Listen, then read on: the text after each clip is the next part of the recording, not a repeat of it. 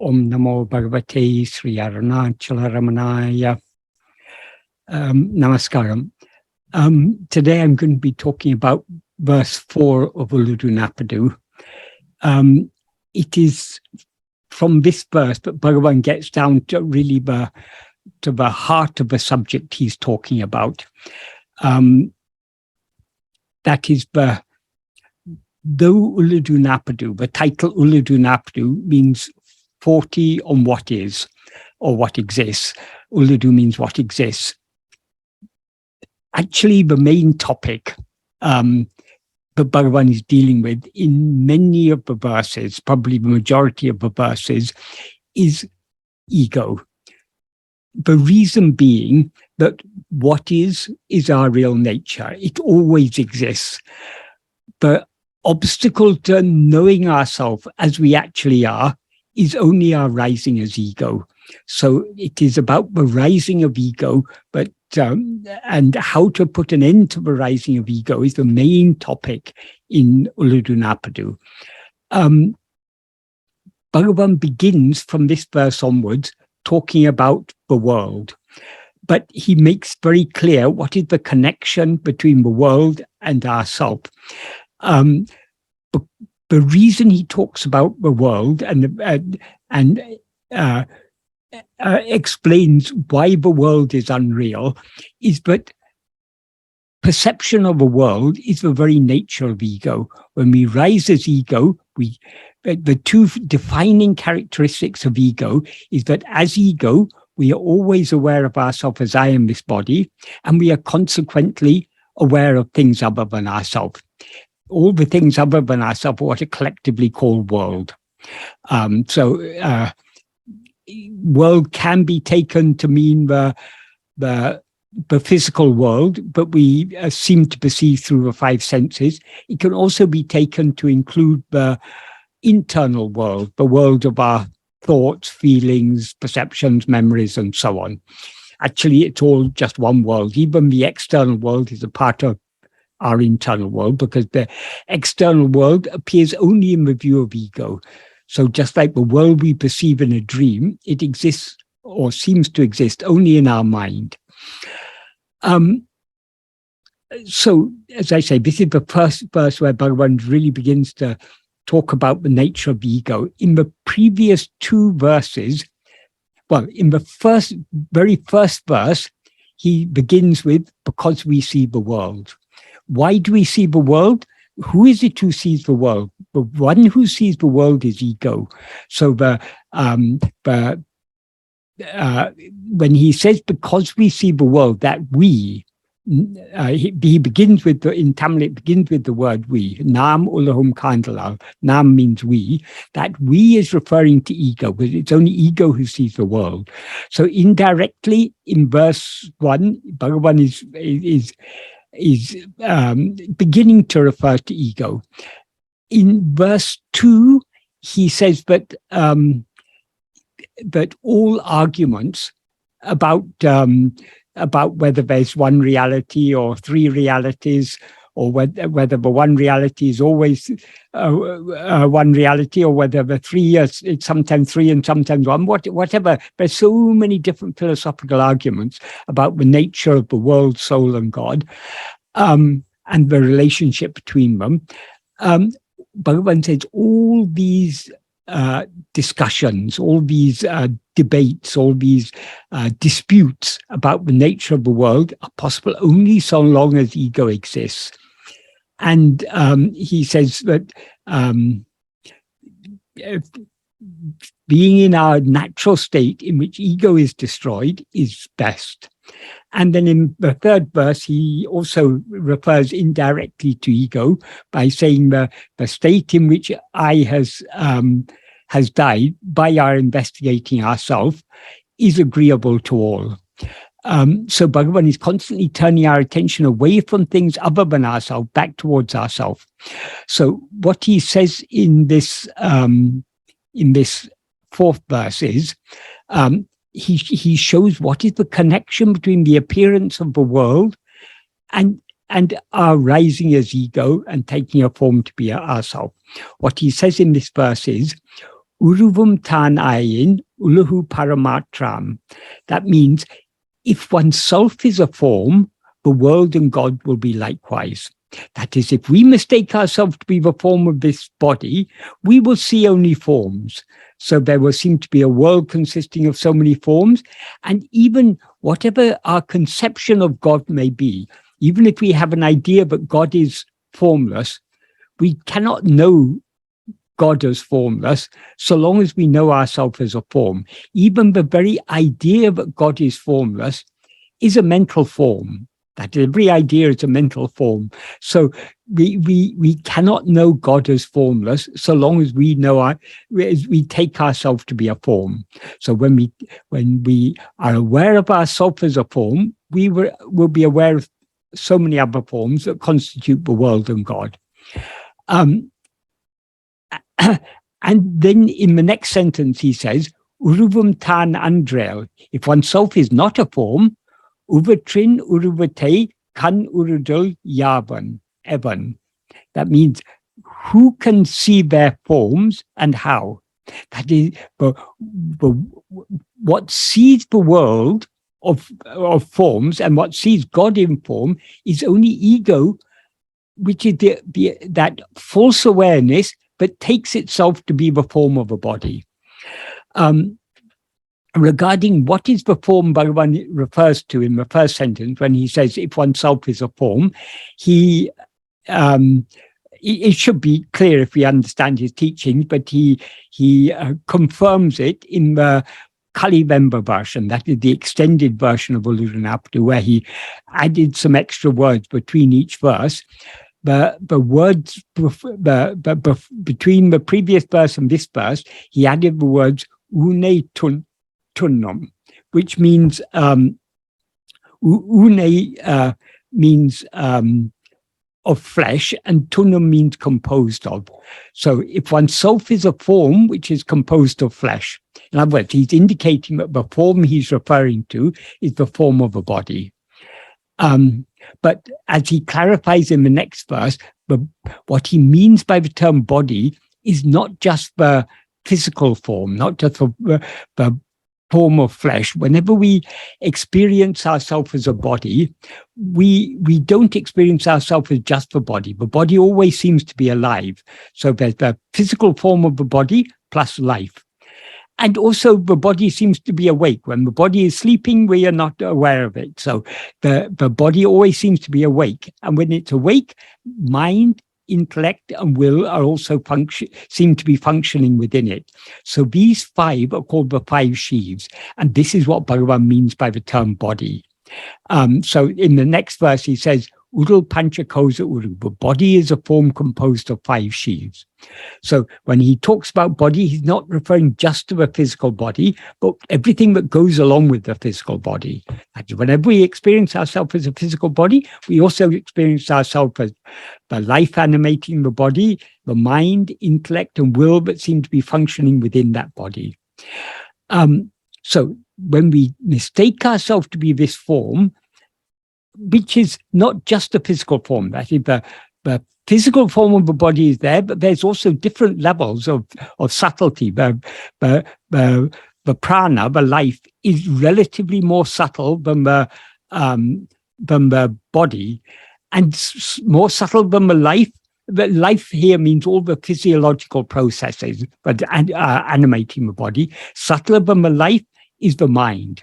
Subtler than the mind is the intellect. Subtler than the intellect is the will. So they're different levels. So when he talks about form, he's not just talking about physical forms, he's also talking about mental forms. Of course, all physical forms are just perceptions, which are mental forms, as he says in verse 6, not the next verse, but the verse after that. But when he's talking about forms, he's talking about forms that seem to be gross and forms that seem to be subtle, all the forms. What is a form? A form is anything that has any distinguishing characteristics, anything whereby you can distinguish it from any other thing. So the objects of the world are forms. The events, the things happening in the world are forms. The all mental phenomena, mental impressions are forms. So the term form here is used in a very, very broad sense. So when we take ourselves to be this form consisting of 5 sheaths, namely the body, we see the world and God as forms. Obviously, the world seems to be material forms, whereas God seems to be some more subtle form. But we cannot know the world or God as formless so long as we know ourselves as a form. But if we don't know ourselves as a form, uruvandā ṇaṇḍṟēl, if oneself is not a form, uvaṭṛiṉ, uruvattai, kaṇṇuṛudal, yāvaṉ, evaṉ. Who can see their forms and how?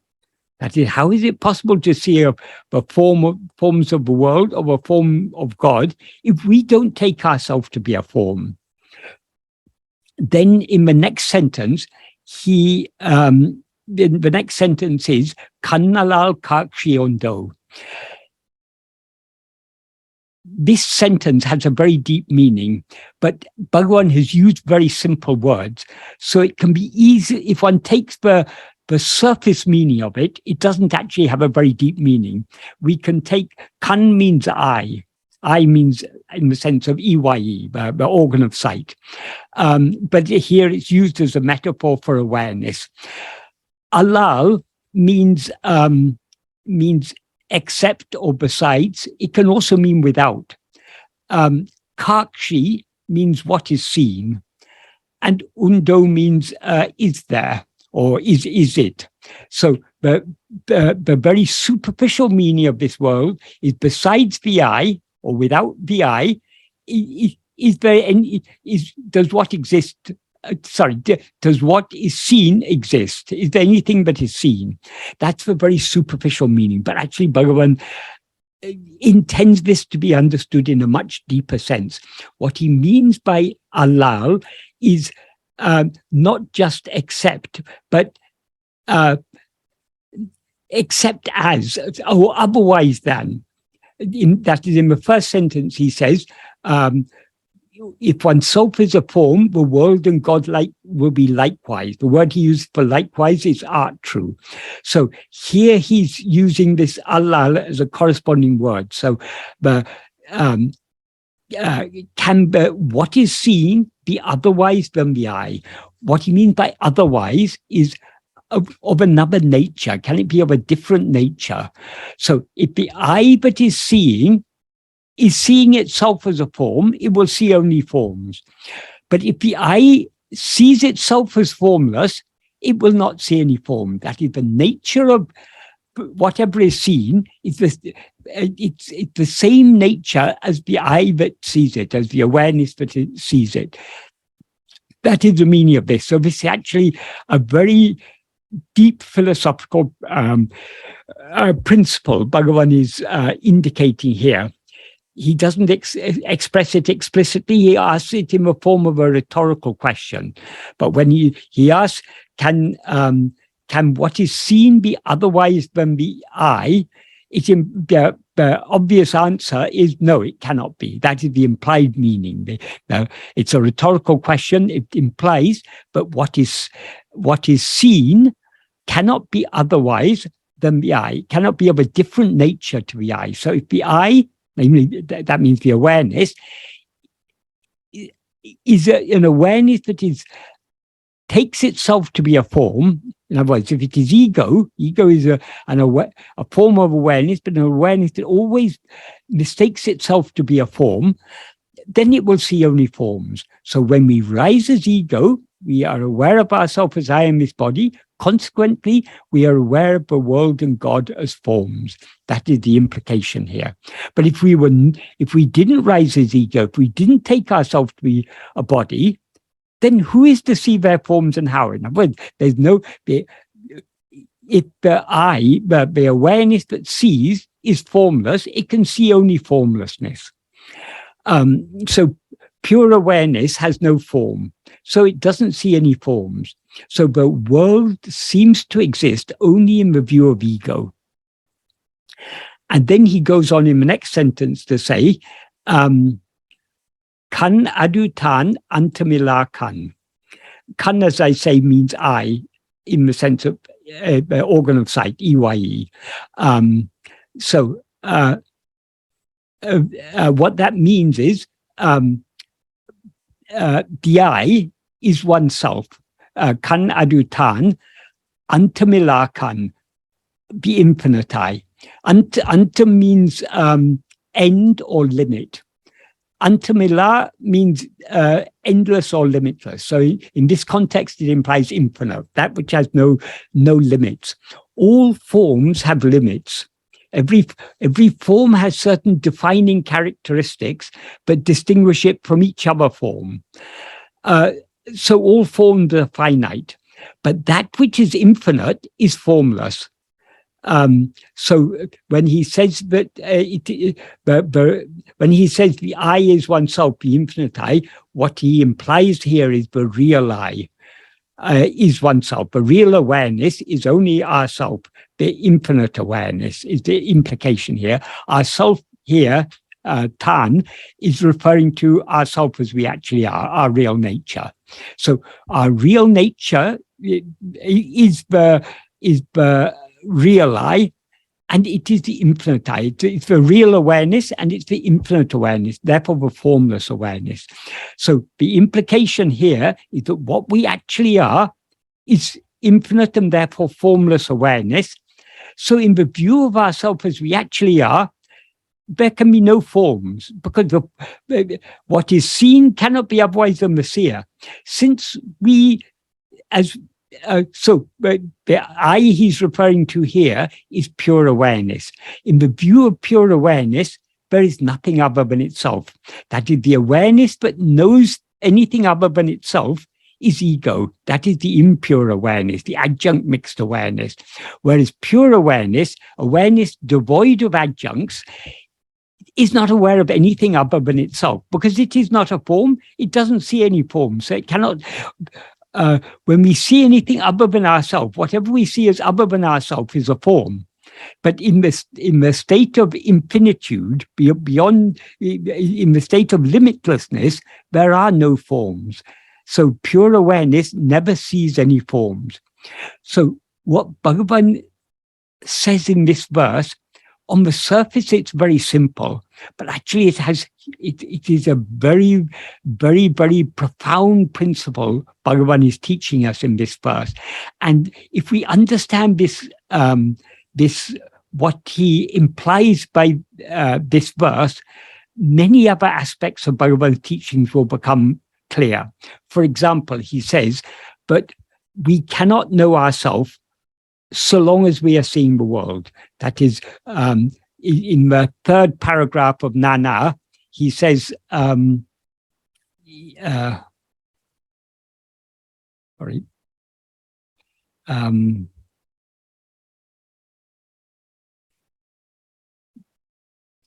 Sāva arivikum sāva torikum karna mahya manam adanginal jagadrishti ningam. That means if the world, which is the cause for all awareness, here what he means by awareness is awareness of things other than ourselves, and for all activity ceases or subsides, jagat drishti, perception of the world, will depart. And then he goes on in the next sentence to say, karpita sarpanyanam ponal oriya adhishtana raju jnanam uļļadu pola. That is, just as the knowledge of the rope, which is the adhisthana, which is the base, the ground of a foundation,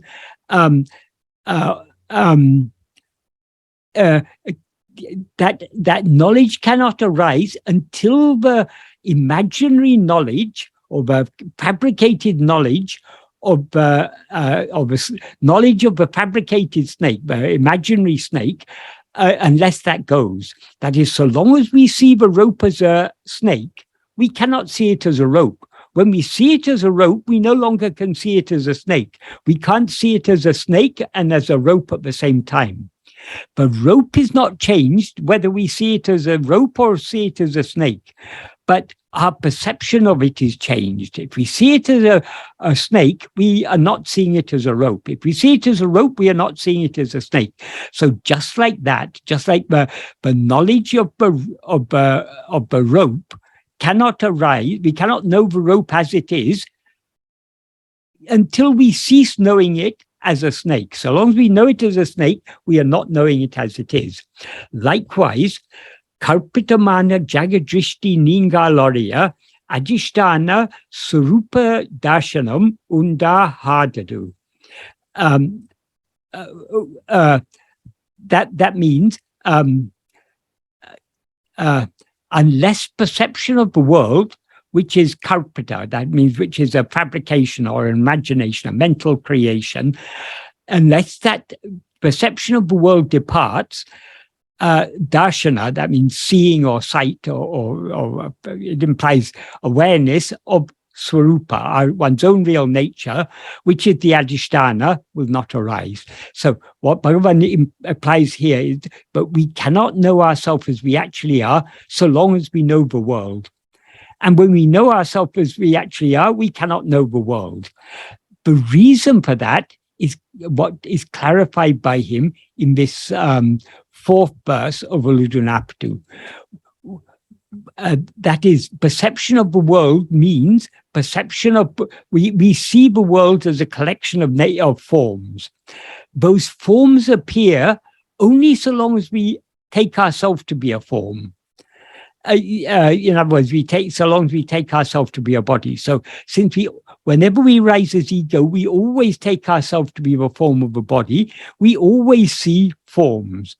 So our perception of forms is dependent on our perception of ourselves as our false awareness of ourselves as this body. That false awareness of ourselves as this body is ego. So long as ego is there, we can see only the world. We cannot see ourselves as we actually are. When we see ourselves as we actually are, since ego is a false awareness of ourselves as I am this body, which is not what we actually are, so long as we rise as ego, we cannot be aware of ourselves as we actually are. We cannot be aware of ourselves as we actually are without thereby eradicating ego. So how can we eradicate ego? Only by looking within and knowing ourselves as we actually are. When we know ourselves as we actually are, we will know we are formless. So we cannot see any forms. So that is why Bhagavan says in that third paragraph of ṇāṇa, but the Swarupa Darshanam will not arise until Jagat Drishti is removed. Swarupa Darshanam means literally means seeing one's own real nature. That implies being aware of ourselves as we actually are. We cannot be aware of ourselves as we actually are so long as we are seeing the world. When we see ourselves as we actually are, we will no longer see the world, because the world appears only in the view of ego. So as I say, what Bhagavan teaches us in this verse, this is key to understanding so many of his teachings, particularly other teachings of Uḷḷadu Nāṛpadu. And if we understand the implication of this verse, when he says if oneself is a form, that implies if we rise as ego, because whenever we rise as ego, we always take ourselves as a form. When we don't rise as ego, we don't take ourselves as a form. So if oneself is a form means if oneself has risen as ego. If we have risen as ego, then the world and God will appear to be forms. If we cease rising as ego, as for example in sleep, who can see their forms and how? There's no one to see their forms. The forms of the world and the forms of God all exist only in the view of ego. When we know ourselves as we actually are, ego will thereby be dissolved, so we will not be aware of any other forms. We will be pure awareness. We will be the antam-ilā, the infinite I, the infinite awareness, that means, and that infinite awareness cannot see anything except itself, because everything well, there is nothing other than itself because it's infinite. And even if there was something other than itself, that is all finite. And that which is infinite cannot see that which is finite. That which is finite cannot see that which is infinite. So this is a extremely deep metaphysical principle Bhagavan is teaching us in this verse. In fact, not only metaphysical, it's also epistemological or epistemic, because our knowledge of names and forms arise because we take ourselves to be the name and form of this body. And if we don't take ourselves to be the name and form of this body, there will be no knowledge of any other forms. So it has metaphysical implications and epistemological implications. So this is an extremely deep verse. But what is most important, Bhagavan doesn't teach us philosophy just for the sake of philosophy. Whatever philosophy Bhagavan teaches us, whatever metaphysics or epistemology he teaches us, it all has practical implications. So when we read verses like this, we shouldn't just understand the surface meaning. We should understand what is the implication. The implication is, so long as we are aware of ourselves as a form, we will always be seeing the world and God as form. So we cannot see, if we see God as a form, we're seeing him as something other than ourselves. So we cannot know God as ourselves so long as we rise as ego. And so long as we rise as ego, we always take ourselves to be the form of a body. Consequently, we see a world. So long as we are seeing anything other than ourselves, we are nourishing and sustaining this ego, as he says more explicitly later in verse 25, or he indicates more explicitly in verse 25. So long as we're attending to anything other than ourselves, we cannot know ourselves as we actually are. So in order to know ourselves as we actually are, we need to cease attending to other things. However, as he makes clear in so many other places, in Uڵḷadu Nāṛpadu and elsewhere, merely withdrawing our attention from other things, merely ceasing to see other things, merely ceasing to see forms, is not sufficient. Because when we cease to see forms, we subside in layā, as happens every night when we fall asleep, because we're too tired to continue projecting this world of names and forms. We subside back into our source to get some rest. Since we subside, the names and forms disappear because they exist only in the view of ourselves. But the problem is, with sleep, the only problem with sleep is we come out of it again, because it is manolaya. It is a temporary dissolution of mind. When the mind is dissolved in manolaya, whether in sleep or kevala nirvikalpa samadhi or coma or whatever it may be, that which is in laya will rise again, as Bhagavan says in verse 13 of Upadesha. Only if its form dies, in other words, only if it attains nasa, if it's annihilated, eradicated, will it never rise again? So merely not seeing other things is not sufficient. We need to we need to stop seeing other things? Only by seeing ourselves. Withdrawing our attention from other things will lead to a subsidence in laya. In order to achieve nasa, we need to not only withdraw our attention from other things, we need to focus our attention on ourselves. Why? Because ego is a false awareness of ourselves. It can be destroyed only by correct awareness of ourselves. So we ourselves need to see ourselves as the pure awareness that we actually are. Then only will ego be destroyed. So in laya, the ego cannot be destroyed. It's just waiting in abeyance, and it will rise again. So when we read these verses of Uڵḷadu Nāṛpadu, we have to understand the deep implications of each verse, but we also need to not take any verse in isolation. We need to understand each verse in the light of all of his other teachings, all of his other verses, because what he says in one place, the implication and the significance of what he says in one place is clarified in some other place. So Bhagavan's teachings, that is, when I say Bhagavan's teachings, I'm now talking about his own original writings, In other words, Aruṇachastuti Panchakam, Upadeshundya, Uḷḷadu Nāṛpadu, Amma Vidde, Apalapatu, Ekama Panchakam, these core works, Bhagavan's own original writings, they are a coherent whole. If we understand all these verses correctly and understand each verse in the light of all the other verses, and we can add to that original writings of Bhagavan Nana, of course, that's also, though that's in prose, it's a very important one. All these, each text casts light on each other text. So we need to have, we shouldn't take Bhagavan's teachings in isolation. In order to understand them correctly, we need to have a coherent understanding. That is, we need to make all the connections between what he says in Aksharamlai, what he says in Uḷḷadu Nāṛpadu, what he says in Nana. In all these places, though he's talking from a different perspective. In Aksharamlai, for example, he's talking, it's on the surface, it seems to be a devotional hymn, a hymn praised to some God out there, God in the form of a hill. But actually, Aksharamlai has a very, very deep meaning, and we can understand the depth of meaning in Aksharamlai only if we read it in the light of all of Bhagavan's other teachings, Uḷḷadu Nāṛpadu, Upadeshundya, Nana, and so on.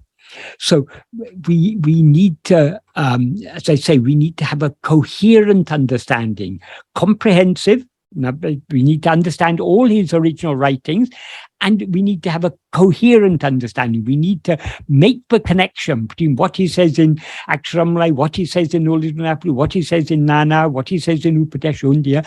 There's so many connecting threads. We need to recognize those threads, because then we get when Bhagavan, what Bhagavan has revealed through his teachings is implying so much more than the surface meaning of the words. So a lot of the implications can be inferred only by connecting different verses together, seeing the connection between what he says here and what he says there. So, as I say, this particular verse, this is a very, very key verse that Bhagavan is expressing in this verse, a very crucial fundamental principle. If we understand this principle, it will enable us to understand so many other verses with far greater depth and clarity than we would if we didn't understand the principle expressed in this verse. So I think I've said enough about this verse for the time being, but if anyone has any questions they'd like to ask about this. Thank you, Michael. So you mentioned during your discussion metaphysical and epistemological. Can you differentiate those two terms, please? Okay. Metaphysics is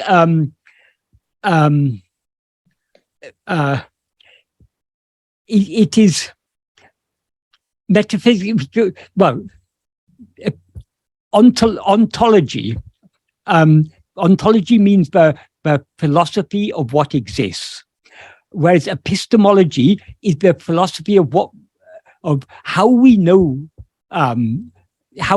things, how we know what exists.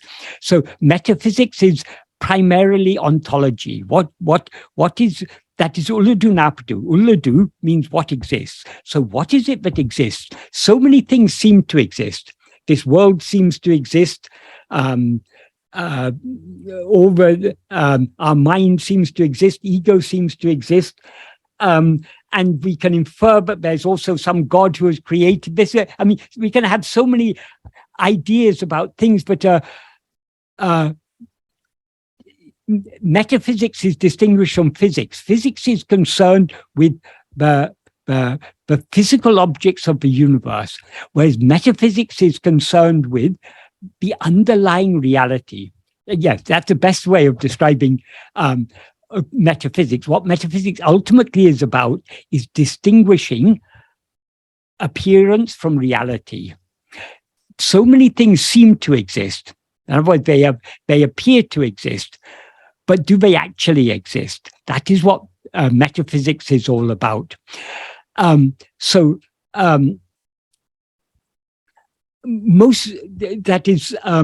Most religious views of the world and most scientific views of the world are based upon a metaphysical assumption, the assumption that the world exists independent of our perception of it. But that is a metaphysical assumption, because how can we know anything exists independent of our knowledge of it? Why does the world seem to exist? Because we see it, because we know it. That's why Bhagavan begins Uḷḷadu Nāṛpadu with the words, because we see the world. Because according to Bhagavan, the world doesn't actually exist. It seems to exist. To whom? This is a fundamental principle of Advaita. Advaita, one of the core principles of Advaita is what is called Vivartavada. Vivarta means an appearance, an illusory appearance, unreal appearance. So according to Advaita, this world is just an unreal appearance. But when we are told this is an appearance, we then have to think deeply about it. If it's an appearance, to whom does it appear? This is where Bhagavan's teachings clarify the meaning of Advaita. It's made so much more clear by Bhagavan's teaching, because Bhagavan puts to us the question, to whom did this world appear? In whose view does it seem to exist? It's only in the view of ego. But in sleep, when we don't rise as ego, we're not aware of any world. We're aware of a world only in waking and dream. And we're aware of that world because we've risen as ego, taken a body to be ourselves.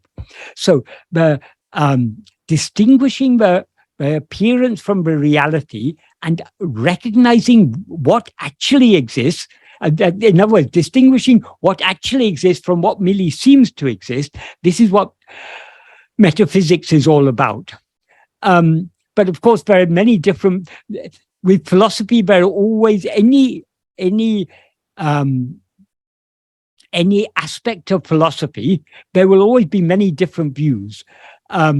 But the metaphysics is sometimes called first philosophy. It's the most fundamental philosophy, the philosophy of what is real, what actually exists. So that is metaphysics or ontology. Whereas epistemology is, how do we know that it exists? The world seems to exist, but how do we know it exists? Because it appears in our view.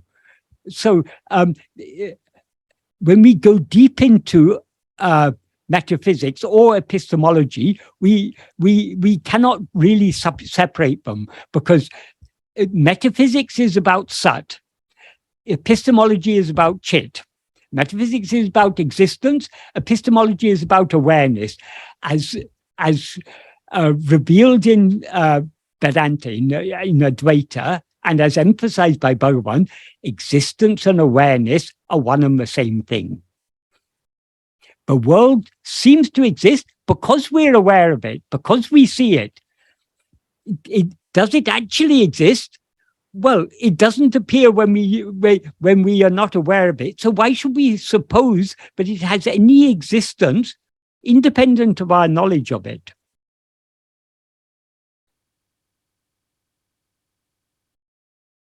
Thank you, Michael. So that sort of clarifies, we finally said both are pretty much two sides of the same coin. Well, from an Advaitic perspective, but in philosophy, they treat them as two different areas of philosophy. Obviously, they see the connections between them, but they treat them as separate areas of philosophy. In Uḷḷadu Nāṛpadu, there are some verses we can say are particularly epistemological, verses such as 9, 10, 11, 12, 13, because Bhagavan is talking about knowledge. But the emphasis is on knowledge. So the emphasis is epistemological, but you can never separate it from the metaphysics, from what actually exists. You can't separate. Bhagavan has explained it beautifully in verse 23 of Upadesha. Because of the non-existence of any other awareness, to know what exists is awareness. That is a very, very nice argument Bhagavan gives there. That his argument here means he gives a very nice reason for us to accept, but ultimately existence and awareness are one. Because if awareness was something other than what exists, it would be a non-existent awareness. How can a non-existent awareness know anything? So Bhagavan says, because of the non-existence of any other awareness, that means that implies any awareness other than what exists to know what exists is awareness.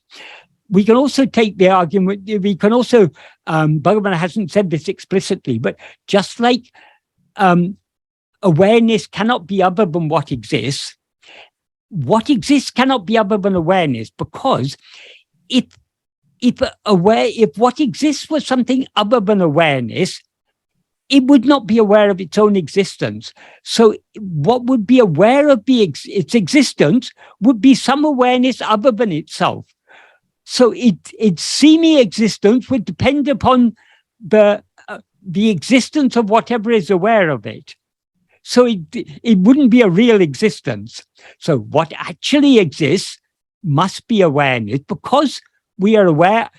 We are aware of our own existence. That's why Bhagavan concludes verse 23 of Upadesha by saying, he in the first sentence he says, because of the non-existence of any other awareness to know what exists is awareness. Then he concludes by saying, Unave namai ulam. Awareness alone exists as we. In other words, we ourselves are that awareness which is itself what actually exists. So in other words, we are Satchit. We are what actually exists and what is actually aware. So in 23, it connects the metaphysics and the epistemologic principle. Yes. Thank you, Michael. So there is an anonymous question here. So anything short of manonasa, any so-called spiritual experience, is still in the domain of Maya? From what you say, manonasa is complete and final in itself and is the one single criterion for freedom. Is this so? Absolutely. Bhagavan defines liberation. That is, in all systems of Indian philosophy, except the materialists, in all ancient systems of Indian philosophy, whether it is what is nowadays called Hinduism, in other words, the Astika philosophies, or Buddhism or Jainism, all of them, the aim of all Indian systems of philosophy, apart from materialism, is moksha, liberation. Liberation from what? Well, one thing they all agree about, liberation from samsara. That is, samsara is embodied existence, the cycle of births and deaths. This is the bondage we are caught up in. We want liberation from bondage to samsara.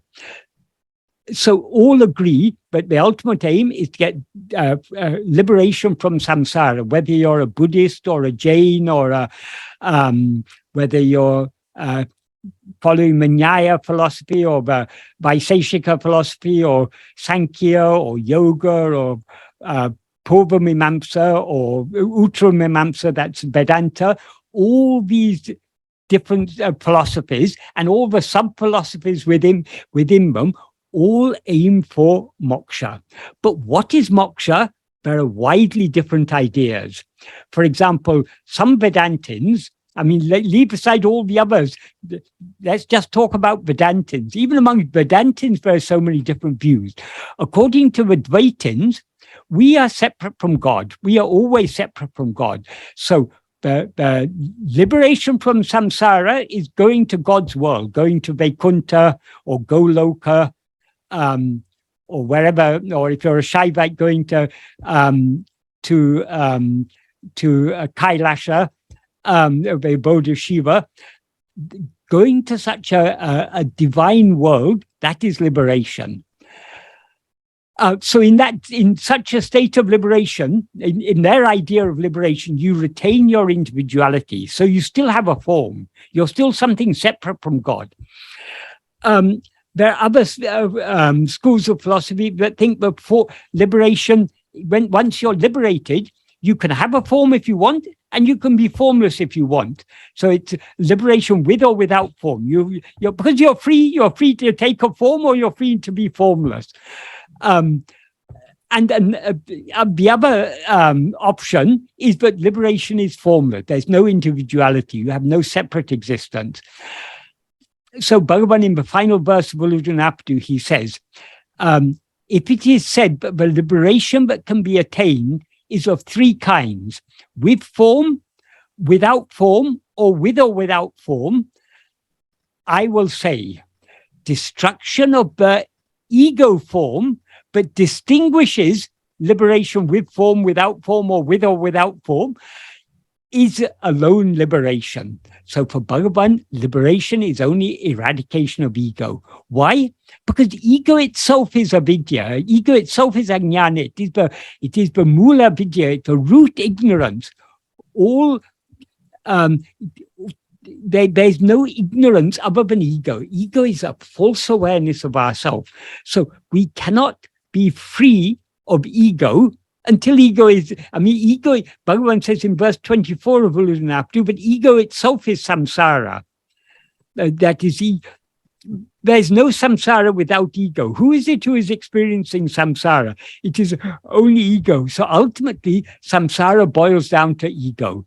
So if you want to be free of samsara, you have to be free of ego. So the sole aim of Bhagavan's teachings is eradication of ego. Arunachala Mena, Bhagavan ends Uڵḷadu Nāṛpadu by saying annihilation of ego alone is liberation. He begins Akṣaram by saying, Arunachala, you root out the egos of those who think of you in the heart as I. So throughout Bhagavan's teachings, he's constantly emphasizing the need for eradication of ego. In verse 9 of Akṣaram, he begins with ene aritu, destroying me. That is the aim of Akṣaram. That is the aim of Uڵḷadu Nāṛpadu. He talks in Uڵḷadu Nāṛpadu about the destruction of oneself. How to attain the destruction of oneself in which I does not rise, he says in verse 27, except by investigating oneself. So the sole aim of Bhagavan's teachings is eradication of ego. Eradication of ego is what is otherwise called self-surrender. So ego will not be eradicated until we are willing to surrender it. So eradication of ego and self-surrender are one and the same. That is what Bhagavan's teachings are all about.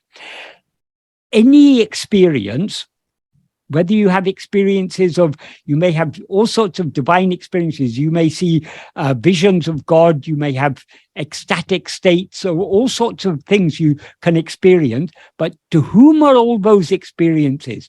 Any experience that is visesha, anything other than the fundamental awareness I am, all other experiences are experienced only by ego. That's why Bhagavan says in verse 20 of Uڵḷadu Nāṛpadu, seeing God without leaving oneself, or not seeing oneself, seeing God instead of without seeing oneself, is only seeing a manomayamam kakshi, a mental image, a mental vision. So to see yourself as you actually are, you need to turn your attention within, see yourself as you actually are. That alone is truly seeing God. And we can see ourselves as we actually are. The price to be paid for seeing ourselves as we actually are is annihilation of ego. So we cannot know God without surrendering ego, without giving up ego, without allowing him to swallow this ego. That's why in verse 21 he says, he concludes by defining what is seeing, meaning what is seeing God, or what is seeing oneself. He says, unādal kān, becoming food is seeing. That is, we can see God only when he swallows us, because only when he swallows us will we remain as him? Will we cease to be anything separate from him? And God is pure awareness. That our real nature is pure awareness. Pure awareness cannot be an object of awareness. So we can know pure awareness only by being pure awareness. That's why he says in verse 26 of Upadeshundaya, tāṇāyi iratale, tāṇāyi aridlam. Being oneself alone is knowing oneself. Why? Because what we actually are is just pure awareness. How to know pure awareness? Only by being pure awareness. Nothing other than pure awareness can know pure awareness. So annihilation of ego is the sole aim of Bhagavan's teachings. And the only means to achieve that is turning within to see what we actually are. Because ego is a false awareness of ourselves. Without seeing what we actually are, we cannot destroy ego. You cannot kill the illusory snake without seeing that it's a rope. You can beat it as much as you like, but you won't kill it until you look at it carefully and see, oh, it's not a snake, it's just a rope. Then only is the snake annihilated. Likewise, we need to look at ourselves to see what we actually are. When we see what we actually are, we will know this ego is wholly unreal. We have never risen as ego. Thank you, Michael. The same questioner in response is saying, so this must also mean that both manonasa and ahavinasa are one and the same. Thank you so much. Manonasa and ahandenasa. Ahavinasa. Ahavinasa. Yeah, ahavinasa means it's another way of saying annihilation of ego. Annihilation of ego, annihilation of the mind are one and the same, because what the mind essentially is only ego. That is, though the term mind is often used as a collective term to refer to the totality of all thoughts, all other thoughts appear in whose view? Only in the view of ego. So no thought can exist without ego, the first thought, I. That's what Bhagavan teaches us in verse 18 of Upadeshundaya. Enangale manam, thoughts alone are mind. Yavinum nanenum enname mulamam. Of all, meaning of all the thoughts, the thought called I alone is the root. Yanam manamenal. What is called the mind is only I, meaning it's only ego. So what the mind essentially is only ego. Thank you, Michael. Bruce makes a comment. In my experience, though I don't speak Tamil, I'm finding the cross-referencing of original translated texts has helped dispel my ego's imaginative linguistic interpretations. Yes, that is, of course, if we know Tamil, it is an added bonus because we can read, we can enjoy the way Bhagavan has expressed it, and nothing to translate from one language to another it's always less than satisfactory, but it is possible to translate, because Bhagavan's verses are essentially very simple. We can translate them very clearly in English if we translate carefully and if we understand what the meaning is. So even if you don't know Tamil, it doesn't matter, so long as you have access to reliable translations of his teachings, that is sufficient. And all these cross-references, it is just what I'm pointing out is that Bhagavan, whatever question we may ask, Bhagavan has answered it somewhere. He may not have answered it directly, but we can understand the answer if we understand his original writings. If we understand his original writings and the connections between them, any question that may arise, how am I able to answer all the questions that people ask me? It is so easy because by Bhagavan's grace, I've had the good fortune of studying these texts, and I also have the good fortune of studying them under the guidance of Sadhu Om. So I'm able to understand the correct meaning of the verses, and the answers to all questions are here in Bhagavan's own verses. it may not be explicitly there, but we can infer what is the correct answer to any question from his verses.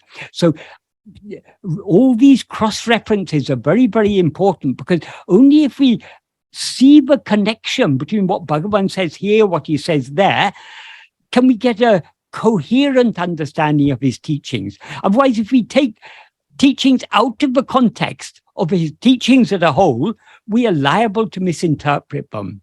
If we want to avoid misinterpretation, we need to be able to see all the connections. And how can we gain a deep understanding of Bhagavan's teachings? Of course, we need to study them. That is Sravana. We also need to think deeply about them, to see the connections. But what is most important of all is putting them into practice, because when we put it into practice, we are turning our mind within towards the original light, but a light that illumines the mind. That is the light of pure awareness, I am. The more we look within, the more we are, so to speak, bathing in clarity. So the deeper we go in the practice, the clearer Bhagavan's words will become to us. The clearer the connections between what he says here and what he says there will become to us. So that is why Sravana, Manana, Nididhyasana are all necessary. Obviously, if we've never read these things, if we've never come across these things, we can't even begin on this path. So we need to have read these things. But merely reading Bhagavan's teachings, like this verse we read today, if you read that and you don't know anything else about Bhagavan's teachings, it doesn't mean a lot. But if you've read Bhagavan's teachings as a whole, you see this verse is connected to so many other things Bhagavan has said. We get so much more meaning out of it. But in order to see those connections, we need to have a certain degree of clarity. That clarity comes from the practice. So the Sravana, it feeds into the Manana.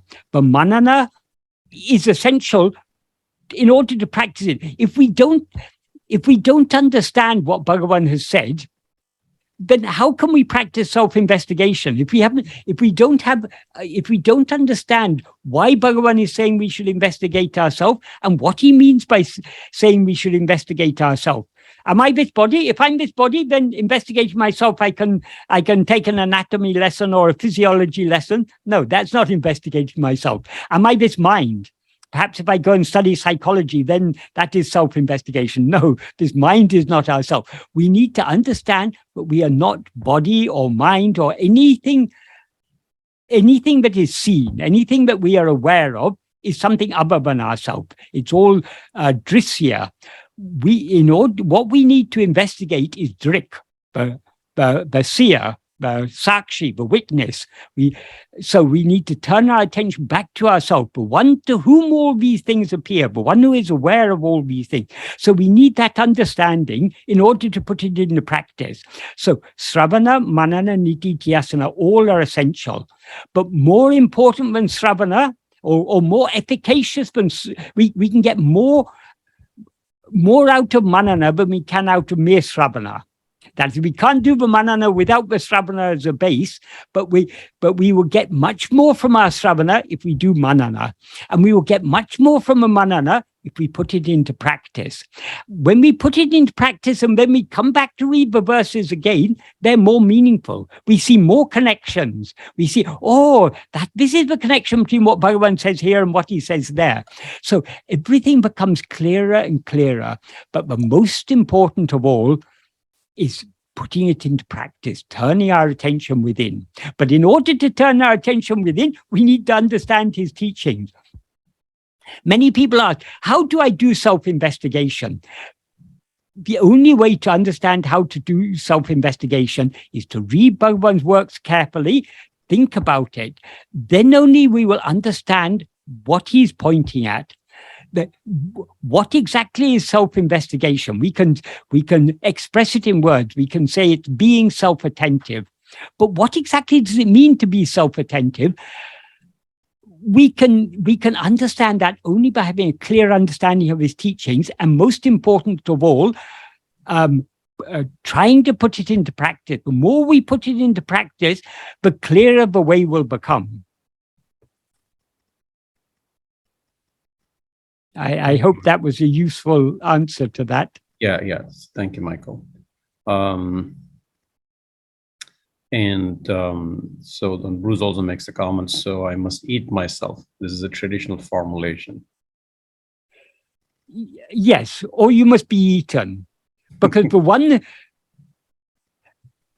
yes, there is only one self, but our self as we actually are needs to swallow our self as we seem to be.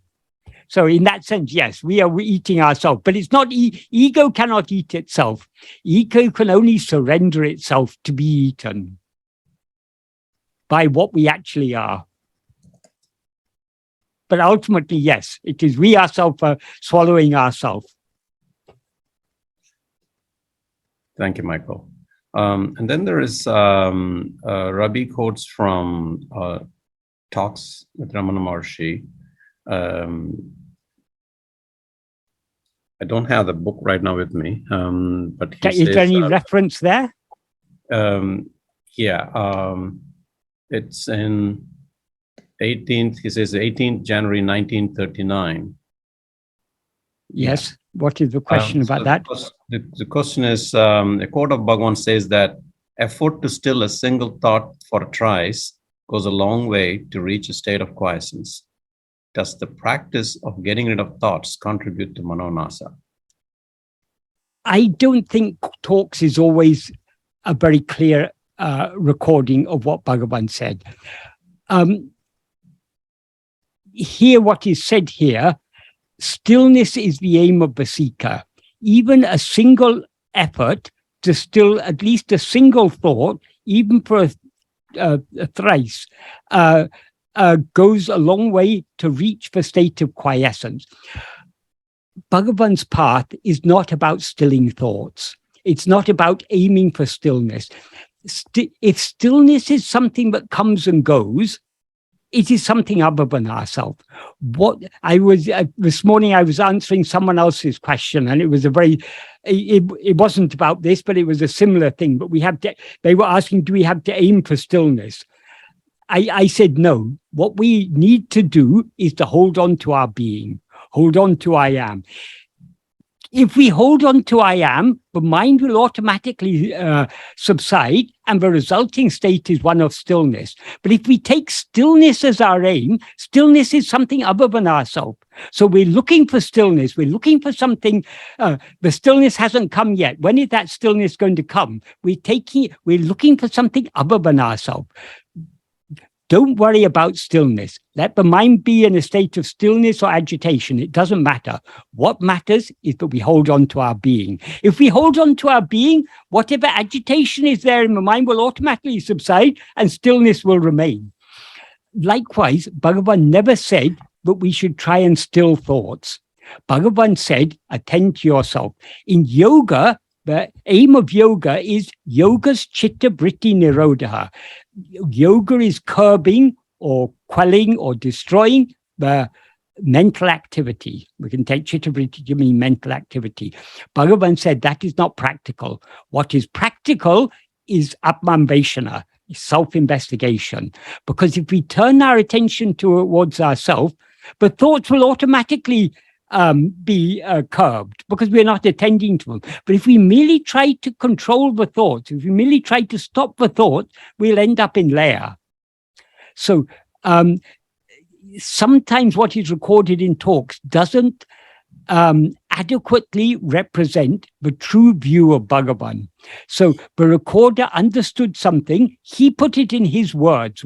Bhagavan would have spoken in Tamil, he understood something, and later he came and he wrote it down according to his understanding. So this is what we are reading here is not the actual words of Bhagavan. It's the understanding of the person who had heard Bhagavan's words and tried to express in his own words in a different language, because Bhagavan spoke in Tamil, he's recorded in English. So it doesn't, talks in many places does not, it misrepresents Bhagavan in many places.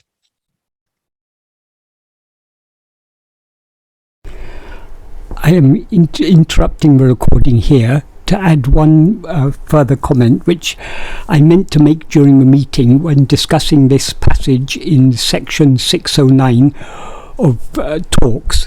That is, what is recorded is even a single effort to still at least a single thought, even for a trice, goes a long way to reach the state of quiescence. There is actually a good point being made here. It's just it hasn't been well recorded. Bhagavan wasn't concerned just about stilling thoughts. He was concerned about holding on to self-attentiveness. So if we reword this sentence in the way that Bhagavan is more likely to have expressed it, we can say, effort to be self-attentive, even for a trice, or that means even for a moment, goes a long way to reach our natural state of just being. That is, the point being made here is that every small effort we make to be self-attentive, every moment of self-attentiveness is a step in the right direction. Because of the nature of our Vishaya, of our mind, which is generally under the sway of Vishaya vasanas, when we try to hold on to self-attentiveness, we very, as a general rule, we very easily succumb to the sway of our Vishaya vasanas and allow our attention to be diverted away from ourselves towards other things. But every moment that we hold on to self-attentiveness is we are moving in the right direction. So we shouldn't, just because we struggle to hold on to self-attentiveness for any length of time, need not perturb us. What is important is that we hold on to self-attentiveness as much as possible, because every moment of self-attentiveness, we are making significant progress towards our goal. More than any other effort we may make, the effort to be self-attentive is the most valuable effort, because it's the only effort we can make to move in the right direction, to move towards the annihilation of ego. That is, our aim is not manolaya, the temporary dissolution of ego. Our aim is manonasa, the permanent destruction of ego. That permanent destruction can be brought about only by self-attentiveness. At every moment of self-attentiveness, we are weakening our Vishaya vasanas and strengthening the Sat vasana. So we should understand that we shouldn't underrate the value of even a single moment of self-attentiveness. If we recognize the full value of every moment of self-attentiveness, that will encourage us to try more and more. No matter how many times our attention slips away again towards other things, it doesn't matter. So long as we repeatedly and persistently try to be self-attentive, that is what matters. So that is the point Bhagavan is making here. Even a small moment of holding on to self-attentiveness, it will take us a long way. That is, what is recorded in talks is even a single effort to still at least a single thought. How can we still still thought? The means to still thought, the effective means to still thought, recommended by Bhagavan, is to hold on to self-attentiveness. If we are just merely trying to, as I go on to explain further on in the meeting, if we merely try to still the thoughts, or to curb the thoughts, or to stop the mental activity, it leads to manolaya. Our aim is not to merely still thoughts. Our aim is to know who am I. So we need to hold on to self-attentiveness. We need to look deep within ourselves to see who am I. That is the aim of our practice. That is what we need to be. That's what we need to be. That should be our aim, holding on to self-attentiveness. If we hold on to self-attentiveness, automatically the thoughts are stilled, because our attention is not on them. Thoughts cannot rise unless we attend to them. But if we are thinking about how to still the thoughts, our attention is on the thoughts. Forget about the thoughts. As Bhagavan says, what does it matter however many thoughts rise? Our aim should be to hold on to self-attentiveness. If we hold on to self-attentiveness, we are thereby stilling thoughts. even if it's just a moment of self-attentiveness, that goes a long way. So we should be persistently trying with the understanding that every moment of self-attentiveness is taking us a long way towards our eventual goal of seeing what we actually are, and thereby dissolving forever in our source. Our source, which is the state of quiescence, the natural state of quiescence, our natural state of just being as we actually are, that alone is the state of quiescence or stillness.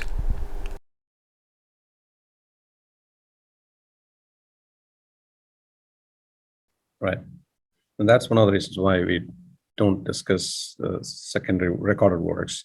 I mean, it's okay to discuss it if we do so with discrimination. If we understand what Bhagavan's teachings are, then we can understand that these what is recorded here is falling short of what Bhagavan actually taught us. The same in talks in some place. So while Michael is pulling it now, so when we do quote from the secondary works, we make sure it is in sync with Bhagavan's original works. Okay, here in this in section 485 of talks, Bhagavan says again. People ask how the mind is controlled. I say to them, show me the mind, and then you will know what to do. The fact is, the mind is only a bundle of thoughts. How can you extinguish it by the thought of doing so, or by a desire? Your thoughts and desires are part and parcel of the mind. The mind is simply fattened by the new thoughts rising up. Therefore, it is foolish to attempt to kill the mind by means of the mind. The only way of doing it is to find its source and hold on to it. That's what is recorded there. I will give my comment here. What is the source of the mind? The source is I am. The mind is the mixed awareness. I am this body. I am such and such a person. So the source that we have to hold on to is that fundamental awareness I am. So he said, the only way to do it is to find its source and hold on to it. The mind will then fade away of its own accord. Yoga says, chitta vritti nirodha, control of the activities of the mind. But I say, atma vichara, self-investigation. This is the practical way. Chitta vritti nirodha is brought about in sleep, swoon, or by starvation. As soon as the cause is withdrawn, there is recrudescence of thoughts. That's not a word I'm familiar with. That means there's a return of thoughts, I think. Of what use is it then? In the state of stupor, there is peace and no misery. But misery recurs when the stupor is removed. Stupor, I think he means here layer. So nirodha, control, is useless and cannot be of lasting benefit. So here, this represents Bhagavan's views better than the portion you referred to, because here Bhagavan is saying controlling thoughts is futile. Ignore thoughts. In ṇāyi, in the 6th paragraph of ṇāyi, Bhagavan says, however many thoughts rise, so what? What we need to do when thoughts rise, we need to turn our attention back towards ourselves, the one to whom the thought appears.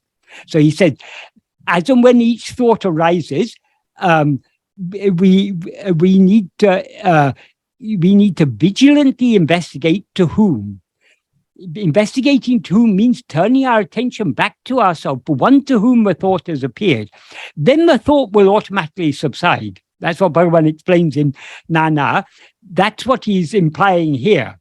But that's why he says Atma Vichara is the practical way. That implies that yoga is not practical. Because we can't, if you control the mind, you end up only in, if you successfully control the mind, if you successfully curb the chitta vrittis, you'll end up in laya.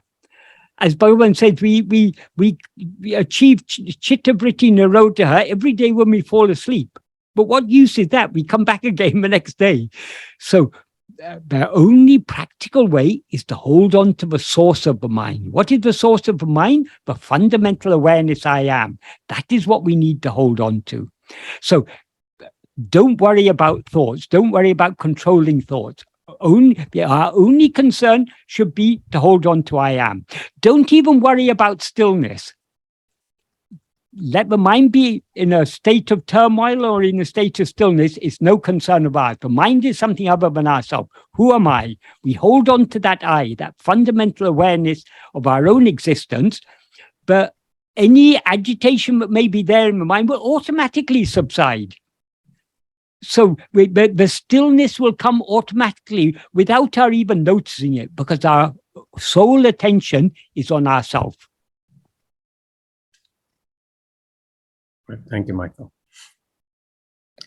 So that answers the question and also differentiates yoga from Bhagavan's Atma Vichara. That's very, that same thing that is recorded here in this passage I read, that's also recorded by Lakshman Sharma in Mahayoga. Much of it is much the same, but it's useful to read both together, because neither is an exact recording of what Bhagavan would have said, but together they give a very, very clear picture of what is Bhagavan's attitude towards yoga. And this is very, very important to understand, because so many people say, I was meditating for 20 minutes, I didn't have any thoughts. So what? I slept for 5 hours last night, I didn't have any thoughts. Is there any benefit in that? No benefit at all. Stopping thoughts is not our aim. Our aim is knowing who am I. If you know who am I, the thoughts will automatically stop, because you're not attending to them. But thoughts there cannot be thoughts unless we attend to them. If you want to control the thoughts, you have to attend to them to try and control them. Don't attend to them. Attend only to yourself, and the thoughts will take care of themselves. Right.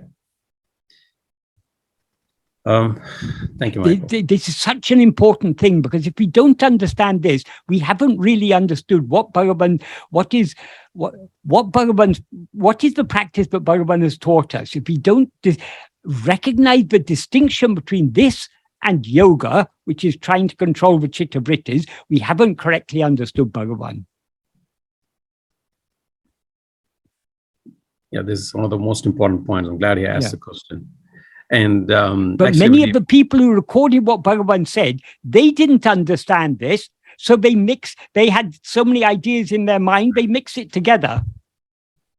So what we get in talks, there are some ideas in talks which are correct what Bhagavan would have said, but so many other ideas, according to the understanding of the recorder, are mixed in there.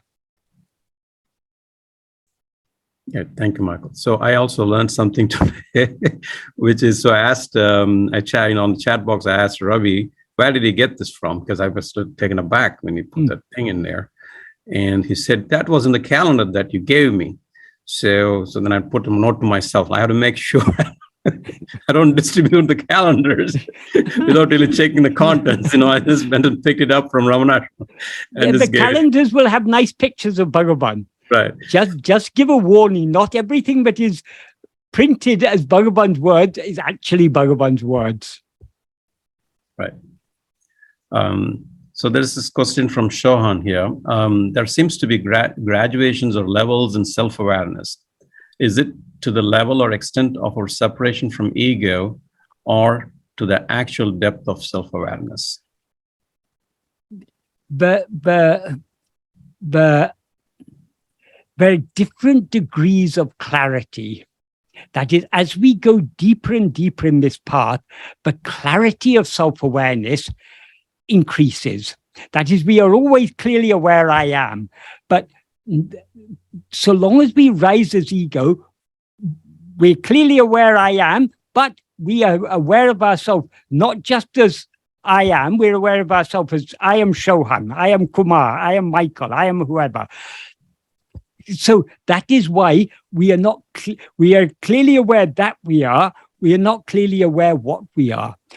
what we are will become clearer the more we look within. The more we look within, the more we still identify ourselves as this body, but the more we are able to recognize, the more we begin to discern, but we are actually something distinct from this body. So in that sense, we get deep, we are the clarity of awareness of ourselves as something distinct from this body becomes, the clarity increases. So there are degrees of clarity. When that clarity becomes full, ego is annihilated. The perfect clarity of pure awareness, what Bhagavan calls I am I, the clear recognition of ourself as ourself alone, as nothing other than ourself, that is what will annihilate ego. So there are gradations in the clarity. In the clarity, yes, yes. And is this what Swami Sadhuvam refers to in terms of degrees, like you turn 90 degrees, 170, yes. When we, in that analogy, we don't literally turn, but metaphorically we can say we turn. So to the extent we turn our attention towards ourselves, we are withdrawing it from other things. So the closer we come to 180-degree turn, the more our awareness of other things will recede into the background. When we turn the full 180 degrees, we're attending only to ourselves and we're not at all aware of anything else. When we're not at all aware of anything else, then we are aware of ourselves as pure awareness. Being aware of ourselves as pure awareness will destroy ego. Because ego is an impure awareness. Ego is the adjunct mixed awareness. I am this body. So only when we experience ourselves as pure awareness, as I am alone, I am nothing other than I, only then will ego be annihilated. So we are aware of ourselves as pure awareness only when our attention is withdrawn entirely from all other things. Right. If I turn this far, if I just turn 90 degrees, I can still see you out of the corner of my eye. The more I turn round, the less I'm able to see the things that were previously in front of me. Right. Vidya asks... But we shouldn't be, when we're trying to turn, we shouldn't be trying to see, am I still seeing other things? Am I still aware of other things? Because then our attention is going towards those other things. We should forget about other things. Right.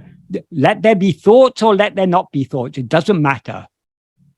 However many thoughts appear, it doesn't matter. Our aim is to turn our attention back towards ourselves. So our only interest, our only concern should be knowing who am I. Not knowing whether thoughts are there, not knowing whether we are curbing thoughts or whatever was said in that portion of talks. That is not the point. The point is seeing who am I. Thank you, Michael. And then Vidya asks, when our true nature is described as achala, that is unmoving, is that not stillness? Yes. But that how do we achieve that stillness? Only by our real nature. Being is always still. The movement is a doing, not a being. If we hold on to our being, we will automatically become still. We will automatically become achala. Because the activity was, if we're holding on to our being, the activity will subside. But if we are seeking stillness, if we are seeking a state of motionlessness, we are taking that to be something other than ourselves. That's why I say, don't worry about stillness. Hold on to your being. If you hold on to your being, you will automatically discover the state of stillness. You will discover that stillness which does not come and go. If you're looking for some stillness, as a new experience, now my mind is moving. Where can I find that stillness? If we are looking for it as something other than ourselves, we will never achieve it. Or if we achieve it, it'll be just a state of laya. To achieve it in such a way that we never leave that stillness, we need to find it within ourselves as our own real nature. We can find it within ourselves only by holding on to our being. The more we hold on to our being, the more we are being as we actually are. Because our being is never aware of anything other than our being. And that's the one that most of the devotees who come to the center, that they struggle with, they have been just sort of primed into thinking this yoga concept, right? That stillness has to be achieved and so forth. You will find it there in all the books. You will find it, people who give lectures on Advaita, they will say, they praise the yoga as if it's the practices of yoga are a great help in this. Bhagavan has said, if you do yoga practice, if you control the breath, sooner or later, you have to turn your attention back towards yourself. Otherwise, you will end up in manolaya. That's the implication of what Bhagavan says in verses 13 and 14 of Upadeshandaya. In verse 13, he says that dissolution of mind is of two kinds, laya and nasa. That which is in laya will rise again. If its form dies in nasa, it will not rise again. Then in the next verse, he says, only when the mind, which subsides by controlling the breath, only if that mind is sent on the orvari, that means the investigating path, implied the path of self-investigation, will its form die.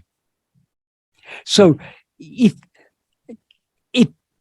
people wanted to practice pranayama, wanted to practice yoga, Bhagavan would say, okay, if you practice that, but don't allow yourself to go into laya. If you achieve a certain degree of stillness, of quietness or stillness of mind, make use of that stillness by turning your attention back to yourself. If you don't turn your attention back to yourself, you'll end up in laya. So before going to that laya, they have yes. That's the key. But we don't need yoga. Yoga may be a good means of calming down the mind. But we don't need to calm down the mind, because whether the mind is agitated or calm, we are always aware I am. So if our sole aim is to hold on to I am, but the calmness will come automatically by our holding on to I am. We don't have to put the cart before the horse. First, I must make the mind calm, and then only I can hold on to I am. That is putting the cart before the horse. Hold on. The most effective way to calm down the mind, more effective than pranayama or any amount of yoga practices, hold on to your being. You will remain as being. This is the direct path. That is a roundabout path. So in that analogy, the cart is thought-free state, and the horse is focusing on awareness. Yes. But you even to say cart before the horse is not very adequate, because even if you put the cart before the horse isn't going to follow the cart in this case, because you can make the mind still by yoga, but you don't thereby achieve self-attentiveness. Whereas if you hold on to self-attentiveness, you will achieve the stillness automatically. Right. So self-attentiveness will result in stillness. Stillness will not result in self-attentiveness. So what we need to focus on is self-attentiveness, holding on to our own being, I am. Right. That is the practice that Bhagavan has taught us. That is why I was saying earlier, this is why manana is so important. That Sravana and manana, we need to carefully read what Bhagavan has said. We need to think deeply about it. Why did Bhagavan say? Everyone says we have to control thoughts, but Bhagavan says, what does it? However many thoughts rise, so what? Why is this? Why is Bhagavan saying something opposite to everyone else? There must be a reason for it. We need to think about these things. We need to understand. Otherwise, how many people have read Nana how many times? How many people notice that sentence? But that is actually such an important sentence. Because that shows what is Bhagavan's attitude towards thoughts. Bhagavan is not bothered about thoughts. He doesn't want us to be bothered about thoughts. However many thoughts rise, so what? What we should do, whether thoughts rise or not, if thoughts rise, to whom do they arise? Even if they don't rise, we are still there. So hold on to ourselves. So we need not, that's why he ends Arunachashtakam verse 6. Nindrida sendrida ninevida vindre. Let them go on or let them stop. They are not other than you. Other than you, there, he's referring to Arunachala. What is that Arunachala he's referring to? In the very first sentence of that verse, he says, Undoru porul arivoli ulameni. There is only one thing, there are only one substance, you, the heart, the light of awareness. So when he says in the last sentence that they're not other than you, they are not other than that light of awareness. Thoughts couldn't appear or disappear without the light of awareness. Forget about the thoughts. Hold on to the light of awareness that is always shining in our heart as I am. That is what, so Bhagavan has made things clear to us, but we need to read what he's saying very carefully. We need to understand what is the significance of what he's saying. Right. Thank you, Michael. And then there is a comment here. We cannot think our way to realize reality. So we really cannot find an answer to who am I in the manner we are used to. Reality will reveal itself. So sitting in silence and doing nothing. Firstly, Bhagavan never said, ask who am I. In many English books, it's recorded as if he said, ask who am I. Bhagavan didn't say, ask who am I. Bhagavan said, investigate who am I. If you're asking a question, you expect an answer. If you're investigating something, you yourself have to find the answer. What is the answer? You yourself are the answer.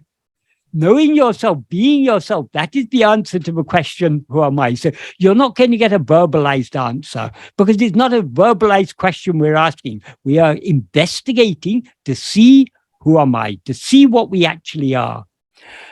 There was a little bit at the end there, something I didn't quite catch here, but I thought that was significant. Can you read the last bit of that question again? Yeah. So I'll just read from the beginning. We cannot think our way to realize reality, so we really cannot find an answer to who am I in the manner we are used to. Yeah, that's true. Reality will reveal itself. So sitting in silence and doing nothing. Reality will reveal itself, but we need to look at it. Where is reality? Tāne tāne tattvam. As Bhagavan says in verse 43 of Uḷḷadu Nāṛpadu. Oneself alone is the reality. So if you want the reality to reveal itself, you have to look at it. That's in verse 43, Bhagavan prays, Tāne tāne tattvam. Oneself alone is the reality. Idane, this, Tāne kātavai arunachala. May you yourself reveal this. That's what he says in 43. Then in 44, he gives what Arunachala's answer is. That is what Arunachala taught Bhagavan through silence. Bhagavan has translated into words for us in verse 44. Tirambiyaham, turning within. Tanne dinamaha kankan, see yourself daily. That means constantly with the inner eye. That means the eye of attention, the inward-looking attention. Terium, it will be known. So when will it reveal itself? If you want to see something, you need to look at it. You can't say, oh, show me it, but not look at it. You need to, Bhagavan is always showing to us what is the reality. It's there, he's shining in the heart as I am, as the only reality. He's there. But unless we look within, how are we ever going to see him? We can't say, oh, Bhagavan will reveal himself one day, but we continue turning our back on him. How can he reveal himself to us when we're turning our back on him? We need to turn back within to see him. Then only he will reveal himself. So merely keeping still is not the answer. Because keeping still is chitta-vritti nirodha. It's curbing the mental activity. It will end up in manolaya. Doesn't matter whether you're still or not. Hold on to your being. Your being is ever still. Hold on to that stillness, but the stillness that you actually are, your own being. So we have to make that active effort to... We have to make effort, of course, because the very nature of the mind is to go outwards. The mind will always be going outwards unless we make effort to turn it back within. Because its very nature is to go outwards. Thank you, Michael. And then there is a question from Sandy Vibhushanan, and this question has been asked to me a few times before. Can you please elaborate fundamental awareness? I am. Sometimes we just say it, but then, I have been asked this question too, in the past. Okay. Okay, stop it right there. Just explain what is fundamental awareness. What do you keep saying? Okay. We are now aware of many things. We're aware of this world around us. We're aware of ourselves as a body. But so many things we're aware of now. But whatever awareness of things other than ourselves is constantly coming and going. Now I'm aware of a PC screen in front of myself. If I close my eyes, I'm no longer aware. I'm no longer visually aware of it. So awareness of other things is constantly changing. A constant, I think they call stream of consciousness. There's a constant stream of consciousness. This is in Buddhism, what's it called? Chittamatra, the consciousness only. I've gotten anyway. There's a school of Buddhism that is very much into this. But consciousness is constantly appearing and disappearing. There's a constant stream of that is what is appearing and disappearing is awareness of things other than ourselves. But behind all that, what is appearing and disappearing, there is one thing that is constant. The one thing that is constant is the fundamental awareness of our own being, I am. That is the fundamental awareness. Because awareness of other things is constantly changing, constantly coming and going. In waking and dream, we're aware of other things. And during waking and dream, the other things we're aware of are constantly changing. Our awareness of other things is constantly changing. In sleep, we are not aware of anything else. But the one thing that we're aware of in all three states, without a break, without any change, is I am. So that is the fundamental awareness. Other things appear and disappear. What alone remains always, that alone is fundamental. That is the foundation on which everything else is built. If we were not aware I am, we couldn't be aware of ourselves as I am Sandy, or I am Michael, or I am Kumar. So without that awareness I am, we couldn't be aware of ourselves as this person. Without being aware of ourselves as this person, we wouldn't be aware of anything else. As Bhagavan says, only when we are aware of, if oneself is a form, the world and God will be likewise. If oneself is not a form, who can see their forms and how? So we're aware of things other than ourselves, only when we're aware of ourselves as I am this body. So this awareness I am this body comes and goes. It appears in waking and dream, it disappears in sleep. So that is not fundamental. The awareness I am this body is more fundamental than anything else, than any other awareness of anything else, because whenever we're aware of other things, we're aware of ourselves as I am this body. But it's not what is ultimately fundamental. What is ultimately fundamental is only the fundamental means basic, the ground, the adhisthana, the adhara. That is the fundamental awareness I am. Whether we are aware of other things or not, we are always aware I am. So the awareness of other things, so to speak, the awareness I am is like the screen. The awareness of other things is like the pictures projected on the screen. Whether pictures are projected or not, the screen is always there. So the screen is fundamental. Without the screen, you can't have the pictures. Correct. And even in the absence of the picture, the screen is still there. So that is what is meant by the fundamental awareness I am. Sandy, is that an adequate answer? Does that make it clear enough?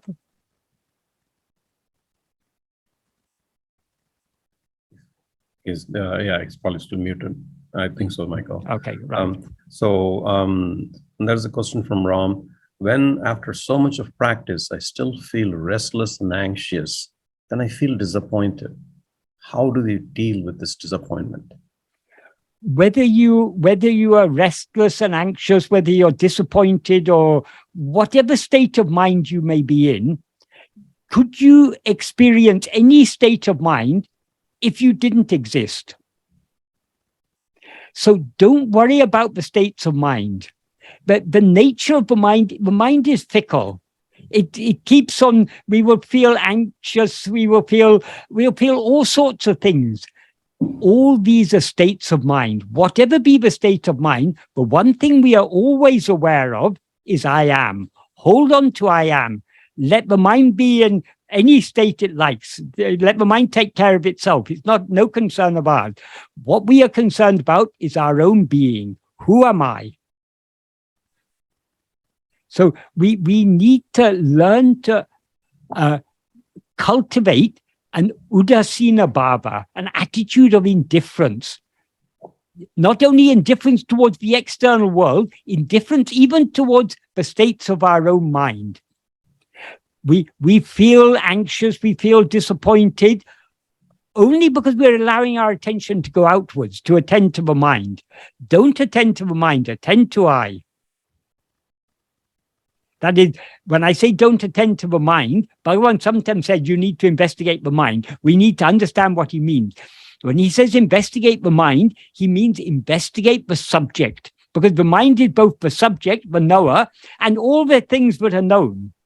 So don't attend to anything that is known, attend only to the knower. Don't attend to the drishya, attend only to the drik. Don't attend to what is witnessed, attend only to the witness. Is that a sufficiently clear answer? I think so, Michael. Thank you. Then I'm going to, this Bruce made a comment here. There is a big difference between taking from the offering and then giving it back and just giving ourselves. The first is seeing the snake. The second is the rope. There is no second guessing in the second. Sorry, that's not very clear to me. It's not clear to me either. Bruce, do you want to make it clear? There, I think it's in the reading, Kumar, that was related to Robert Butler and Muruganar's Padacchēdam, Sri Guru Ramana Padacchēdam. There's that referencing of the offering, giving to taking from the idol that is that you're worshiping, and then giving it back. That's like, I guess what I'm trying to say is that's like second guessing yourself and, testing the water of your sincerity. Whereas I think that the second aspect is it's referring more when one gives of oneself, one makes that real surrender, then I think that's the pure offering and the one that is accepted. Okay, if that makes sense. Yeah, I think that is a reference to a story Bhagavan used to tell. There was a poor wayfarer who every day he wanted, before having his food, he would want to do puja, do worship, and an idol of Ganesha, but he didn't have any idol of Ganesha, so he would always carry a small amount of jaggery, that's crude sugar, and he would shape that into a form of a Ganesha, and he would worship it, and then he would offer some of his food to it. One day he had nothing to offer, because all he had was that sugar. So he made the idol, he worshipped it, but then when he came to the end of his worship, he found he had nothing to offer it. So he pinched off the toe of Ganesha and offered it as an offering. Bhagavan said, such is our surrender. We have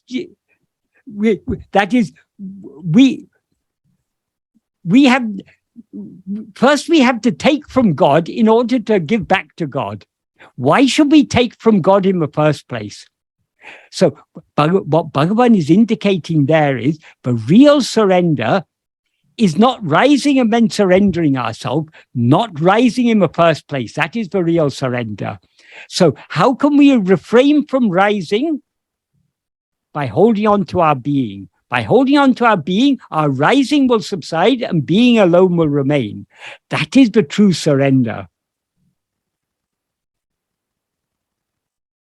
So we shouldn't take anything from God. By rising as ego, we are taking what is God. We say, I am this body. This is mine. This is my shirt. This is my relatives. This is my possessions. This is my social status. This is my wealth, my bank account. This is all that I've achieved in life. We are taking all these things as ours. None of them are ours. So we should, the true surrender is never to rise as ego. Okay, we've now risen as ego. Stop rising as ego. We can stop rising as ego only by holding on to I am. I think that is what Murugan is saying there. I don't know exact words, but I assume it is an allusion to what Bhagavan taught us through that story. That's right, Michael. So just to give the context. People often say, I have surrendered. If someone were to say to Bhagavan, I have surrendered, Bhagavan would say, who are you to surrender? So Michael, are you saying giving a little bit of jaggery from the God to God himself, did you say that is surrender? Because we need to take from him to give it back to him. Is that what you're saying? That is surrender. That is that wayfarer. Bhagavan is not ridiculing his devotion, but devotion is there. But in order to give to the God, he has to take from the God in order to give to him. So Bhagavan is saying that is what Bhagavan is, of course, Bhagavan's path is a path of surrender, but it's a very deep path of surrender. So we shouldn't, people go around, they want to constantly offer things to God. They want to do things for God. I want to be of service to God. I want to solve this problem in the world, that problem in the world. I want to dedicate my life to a service of God. It's that type of attitude that Bhagavan is commenting on there.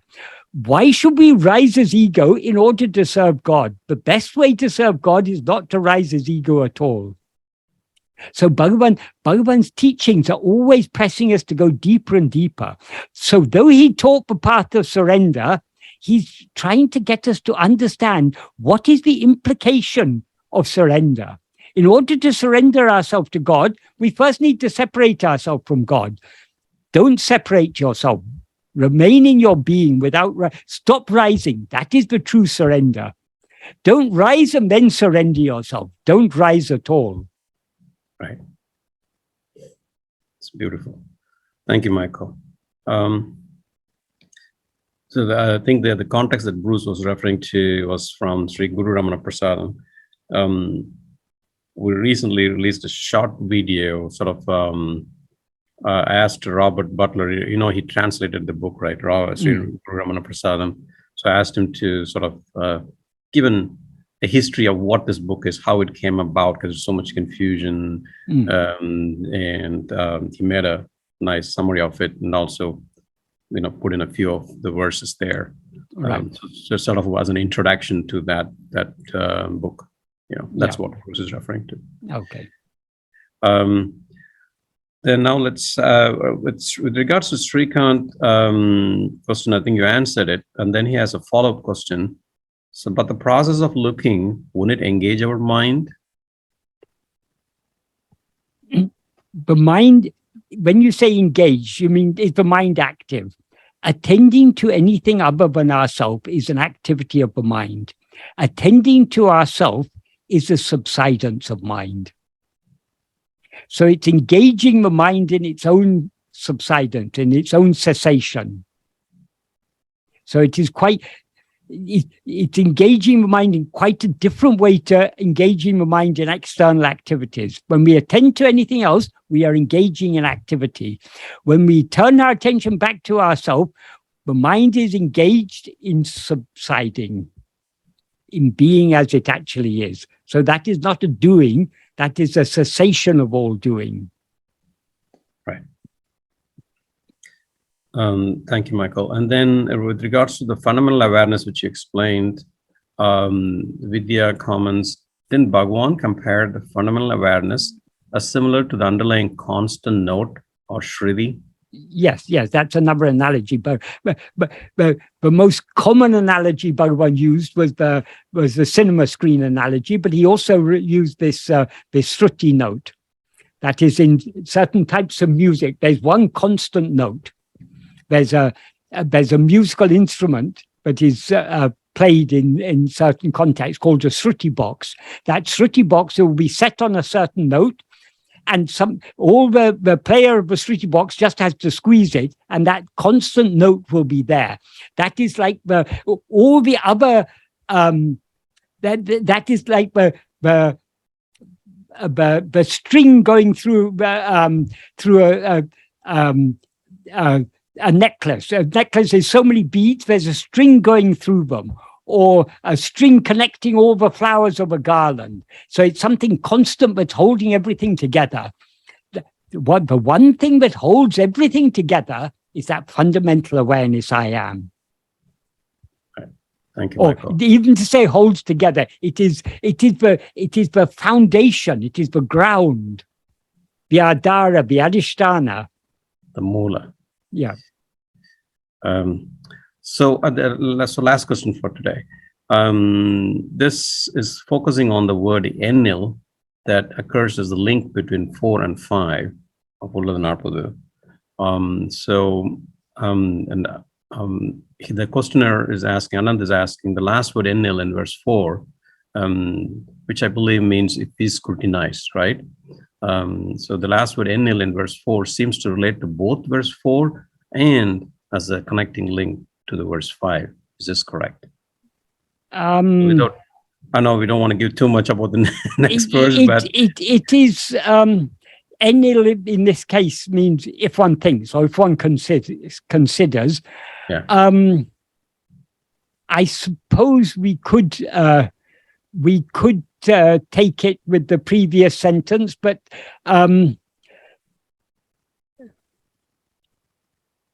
normally, at least if it was in prose, the conditional clause comes first. So the natural way is to take it connected with the next verse, but we could take it either way. I mean, it wouldn't be wrong to take it.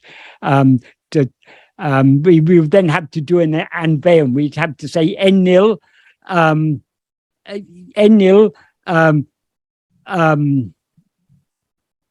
kaṇṇadutā antam-ilā kaṇ. There's all that. The other part of the link is āme, which is just saying is. It's an intensified form of is, but it doesn't actually change the meaning in any way. Also, ṇil doesn't actually change the meaning. Whether you say the body is a form of 5 sheaves, or if consider the body is a form of 5 sheaves, it amounts to the same. So some of the links between the verses do not have any great significance. Like āme doesn't actually change the meaning in any way. It slightly intensifies it, that's all. But there's some of the links in the Kalivemba version are extremely meaningful, very, very significant. the links were added afterwards in order to link together the verses together. Because of the prosody of Bemba, there was very little choice for Bhagavan. So he couldn't always add in something meaningful. Or perhaps sometimes when he says something like enil, if one considers, perhaps he didn't want to add in anything more meaningful. I mean, if one considers, is not totally meaningless. It's indirectly, it's telling us, think carefully about this. Think carefully about this. What is the body? Whenever we experience the body as I, we never experience just the physical body as I. Nobody has ever experienced a dead body as I. It's always a living body. Nobody has ever experienced a sleeping body as I. It's always a body that seems to be awake. So in a waking body, mind, intellect, and will are functioning. So think carefully about this. It's indirectly what Bhagavan is telling us. As you say, we could, if we wanted, connect it with the previous. Oneself is the...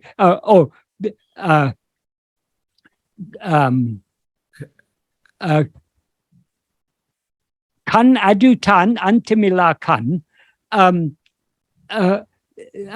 if one considers what is the real I, it is only oneself, the infinite I.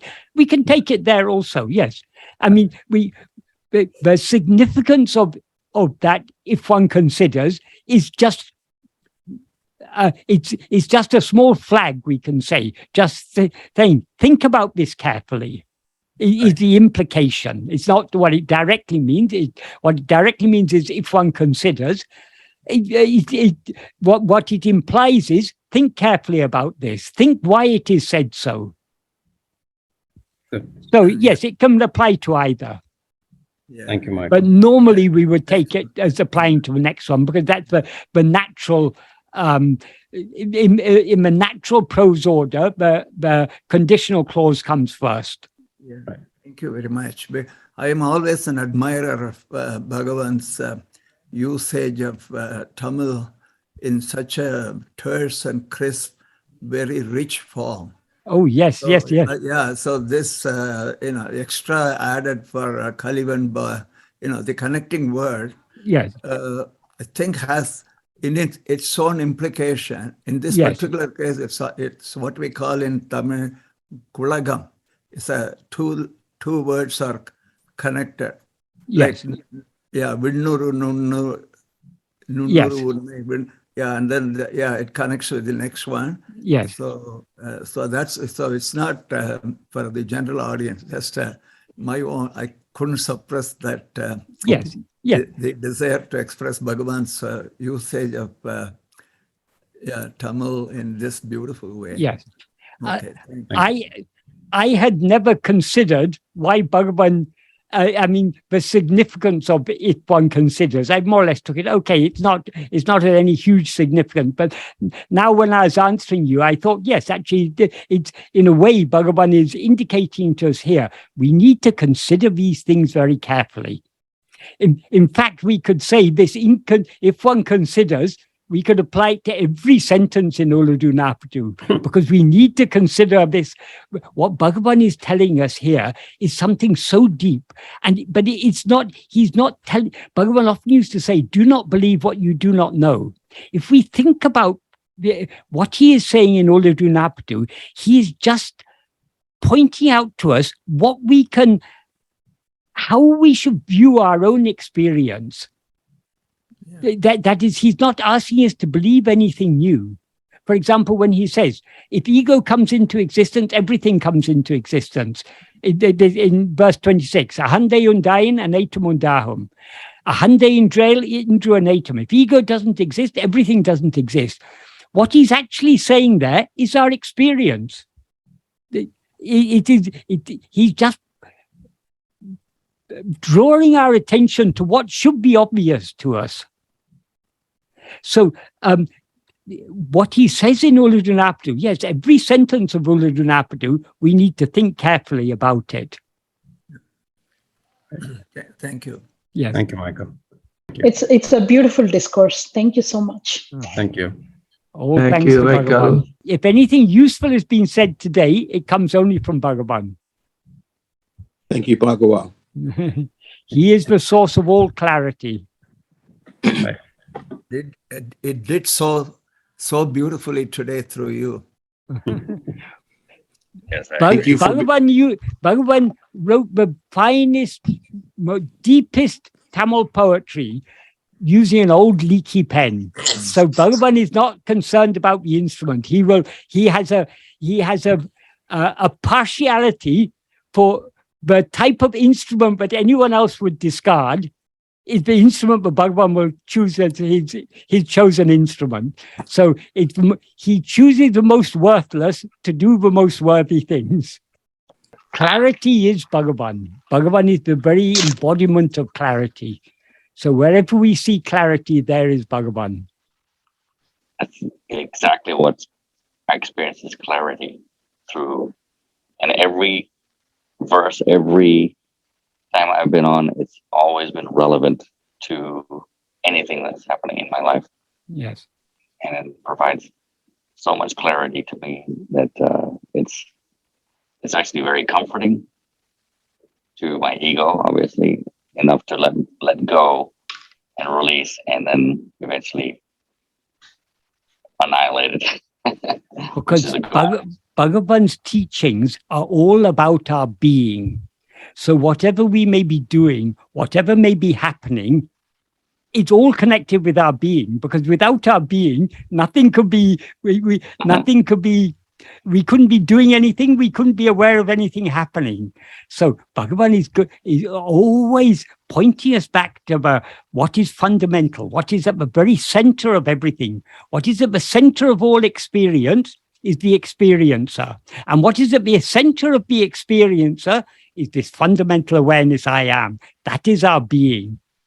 Yes. That alone is what is real. That is what Bhagavan is constantly pointing at. So if we understand Bhagavan correctly, it's connected with everything.